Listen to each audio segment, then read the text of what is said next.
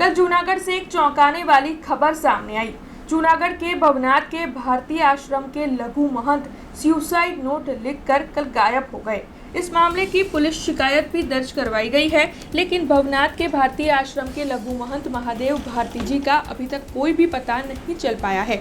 दरअसल भवनाथ के भारतीय आश्रम के लघु महंत कल यानी कि 2 नवंबर को सुबह 3 बजे सुसाइड नोट लिखकर गुम हो गए, जिसकी जानकारी भवनाथ पुलिस थाने को दी गई। तब भवनाथ पुलिस थाने की ओर से विभिन्न टीम बनाई गई है और विभिन्न जगहों पर भारतीय आश्रम के महंत को ढूंढने की इस वक्त कोशिश की जा रही है।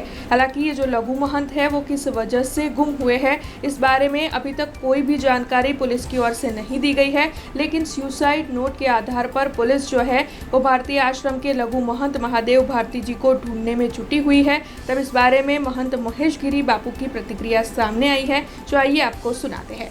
जय गिरनारी, नमो नारायण।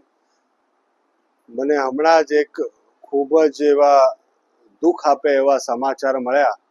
ભારતીય આશ્રમના સંચાલક અત્યારે મહામંડલેશ્વર જેમને બનાવવામાં આવ્યા હતા એવા મહામંડલેશ્વર મહાદેવ ભારતી બાપુ અચાનક જ ગુમ થઈ ગયા છે અને એમણે કંઈક સુસાઇડ નોટ પણ લખી છે।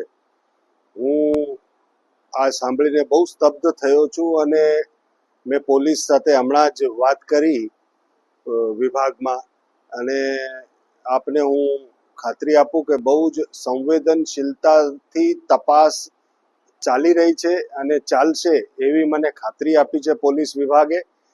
તો મને એટલું ખાલી કેવું છે કે આમાં જે દોષી હશે, જે કોઈ પણ હોય, એને સજા મળવી જોઈએ। જે સાધુ આટલો પીડાઈને જો સુસાઇડ નોટ લખીને ગયો હોય તો એ ક્યાં છે, સૌથી પહેલા એનો તાગ મેળવવો બહુ જરૂરી છે। એટલે સંવેદનશીલતાથી તપાસ ચાલુ છે। આપણે સૌ સંયમ રાખીશું, સત્ય પ્રકટ થાય એની પ્રતીક્ષા કરીશું અને જે કોઈ પણ દોષી આના પાછળ હશે એને સજા થવી જ જોઈએ, કેમ કે જો દુર્જનોને દંડ નહીં મળે તો ક્યારેય સમાજમાં ઉદાહરણ અને દાખલા નહીં બેસશે।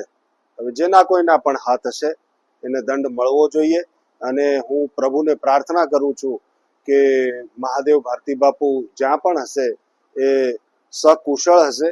હજી કોઈ એવા અજુગતા સમાચાર આવ્યા નથી, એટલે પ્રાર્થના કરીએ પરમાત્માને કે સકુશળ હોય અને પરત આવે। અને મારો વિડીયો જો આપના તરફ પહોંચી રહ્યો હશે મહાદેવ ભારતી બાપુ, તો જે કંઈ દુઃખ હશે, જે કોઈ પીડા હશે, આપ એકાંતમાં આવીને કહેશો તોય ચાલશે, ફોન કરીને કહેશો તોય ચાલશે, પણ પોતાનું ધ્યાન રાખો અને વહેલા જલ્દી પાછા ફરો।